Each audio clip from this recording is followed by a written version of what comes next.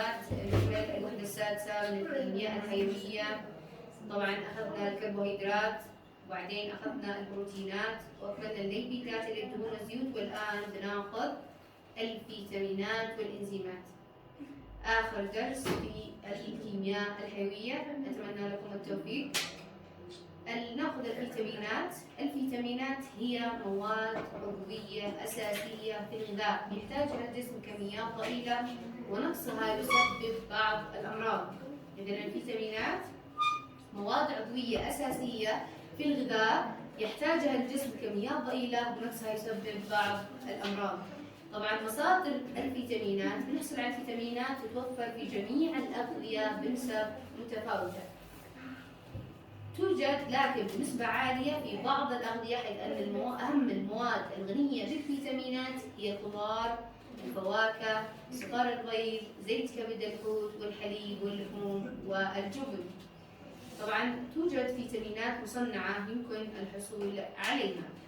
إذا قلنا مصادر الفيتامينات، قلنا توجد في جميع الأغذية بنسبة متفاوتة، توجد نسبة عالية في المواد الغنية بالفيتامينات كما ذكرناها، وأيضا توجد فيتامينات مصنعة يمكن الحصول عليها. طبعا أهمية الفيتامينات، أول أهمية للفيتامينات حماية الجسم من الأمراض. الأهمية الثانية ضرورية جدا للنشاط الحيوي للجسم. الأهمية الثالثة تنظيم العمليات الحيوية المختلفة. إذا كل ما ذكرنا من أهمية الفيتامينات للجسم، أولا حماية الجسم من الأمراض، ضرورية جدا للنشاط الحيوي، تنظيم العمليات الحيوية المختلفة.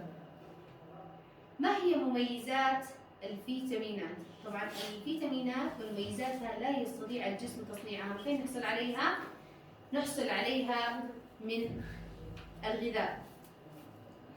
لا تنتج طاقة داخل الجسم كما لاحظنا. نذكر لو جاء سؤال وزاري إحدى الآتي لا ينتج طاقة أو لا يعتبر مصدر للطاقة، هل الكربوهيدرات أم الليبيدات أم البروتينات أم الفيتامينات؟ إيش نقول؟ لا، الفيتامينات هي التي لا تنتج طاقة داخل الجسم أو لا تعتبر مصادر الطاقة. طبعا يحتاجها الجسم كميات قليلة جدا. إذا مميزاتها لا يستطيع الجسم تصنيعها، ولكن يحصل عليها من الغذاء. لا تنتج طاقة داخل الجسم، يحتاجها الجسم كميات قليلة. طبعا ملاحظة يقول لك الإفراط في تناول الفيتامينات وخاصة عن طريق العقاقير الطبية لها آثار جانبية سلبية على صحة الإنسان. طلق الفيديو.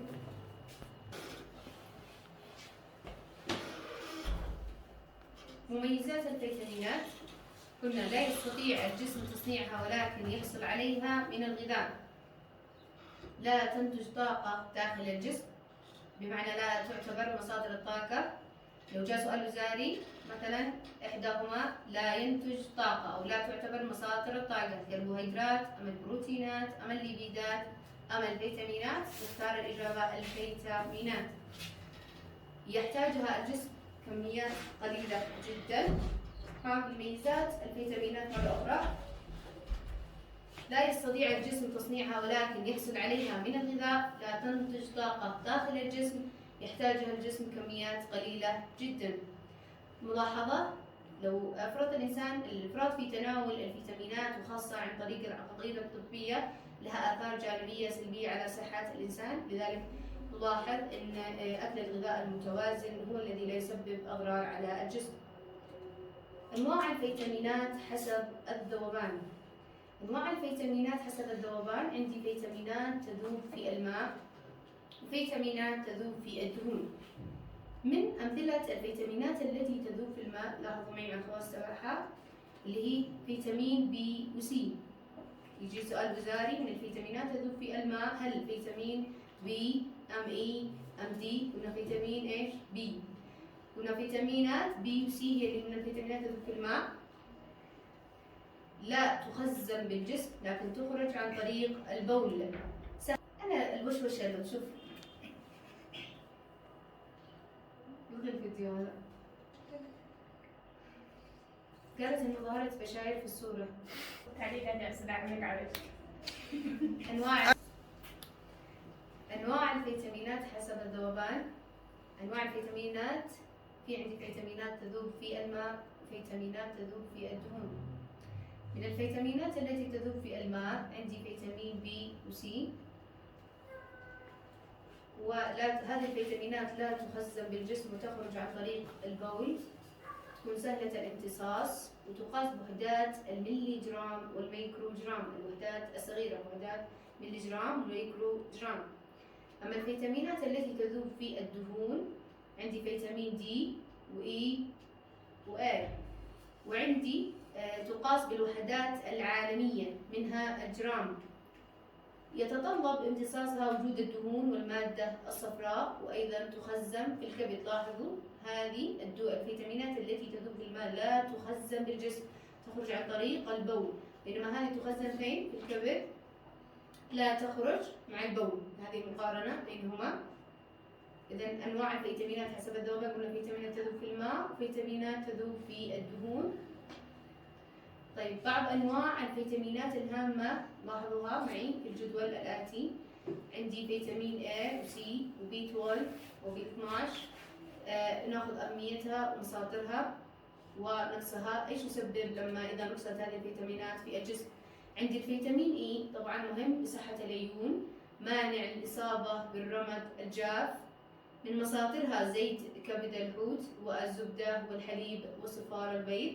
لو نقص فيتامين A في الجسم بيسبب العشاء الليلي الذي بعض الأشخاص لا يرى في الليل بسبب نقص فيتامين A، وأيضا تأخر نمو الأطفال.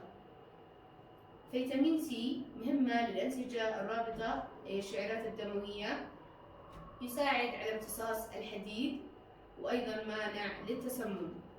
من مصادر فيتامين سي الفواكه، الحمضيات اللي هي توجد بكثرة في البرتقال، الليمون، العنب، الزبيب الأسود، الحليب واللحوم.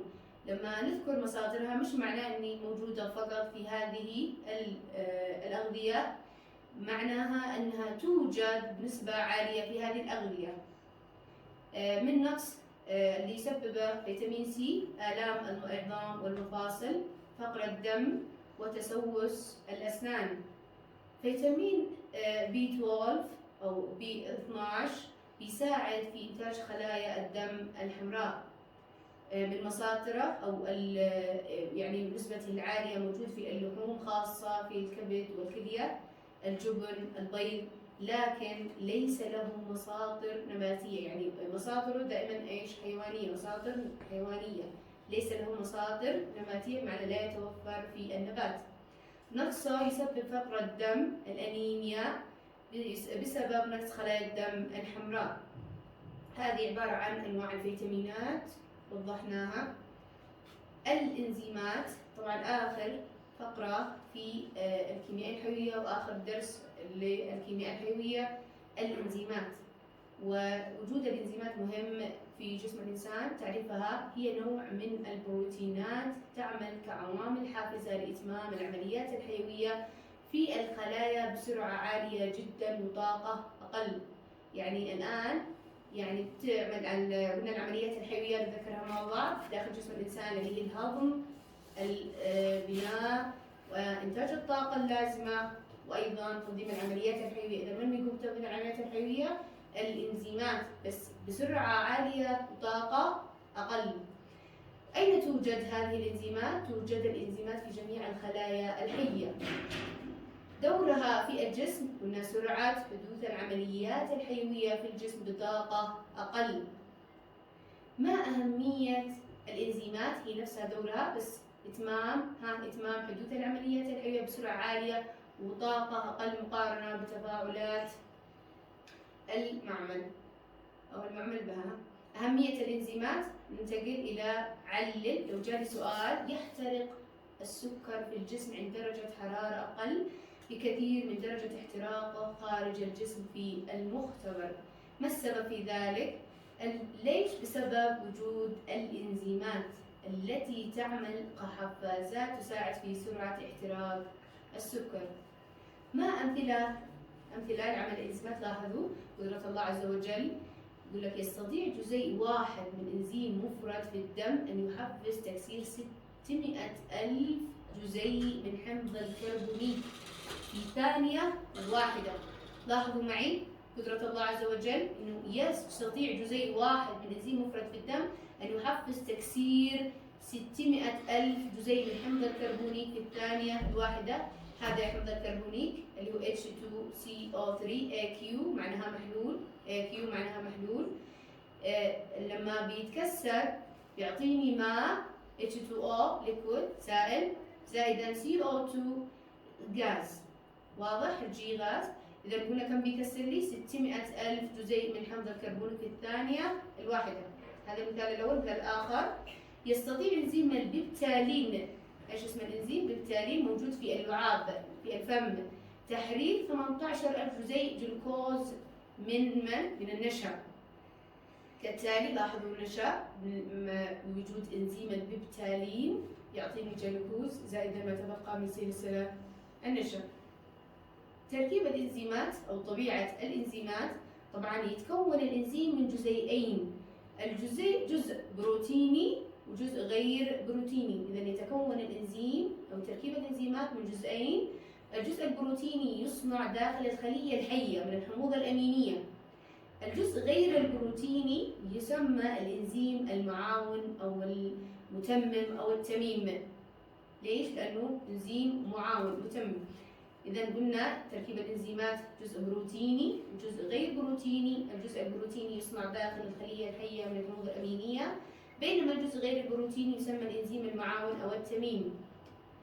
العوامل، ما هي العوامل المؤثرة على الإنزيمات أو خواص الإنزيمات؟ من خواصها إنها مواد حساسة تقل فاعليتها بمرور الزمن، بالتالي تتأثر الإنزيمات أولاً بدرجة الحرارة، ثانياً بالرقم الهيدروجيني، وبعضها لا تعمل إلا في وسط حمضي، الpH حيكون كام؟ أقل من 7، وبعضها لا تعمل إلا في وسط قاعدي الpH أكبر من 7، والبعض تتطلب وسطا متعادلا الpH يساوي كام؟ 7، يساوي 7. آخر شيء آلية عمل الإنزيمات. طبعا من تمثيل آلية عمل الإنزيمات في تكسير الجزيئات بالمفتاح اللازم لفك القفل. لاحظوا معي تم تمثيل الإنزيم بالمفتاح. لو لاحظت معك، لو عندك مثلا 100 قفل وتحتاج انك تفتحهن وعندك مفاتيح تفتحها بسرعة عالية وجهد ايش؟ أقل، طاقة أقل. لذلك تم تمثيل الجزء الفعال أو المفتاح الإنزيم. لكن لو مثلا لا يوجد معك مفاتيح، لو ما كنت الإنزيم مش مفتوح، ما معنى ذلك؟ معنى أنك حتحتاج وقت أطول لتكسير الأقفال وحتحتاج معناها طاقة أعلى.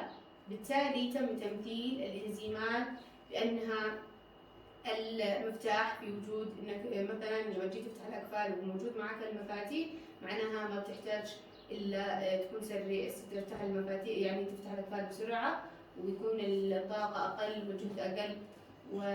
واتمنى لكم التوفيق والنجاح، واتمنى لكم انكم تكونوا تحصلوا على درجات ان شاء الله عاليه، وبالتوفيق. اتمنى الكيمياء الحيويه. والسلام عليكم ورحمه الله وبركاته.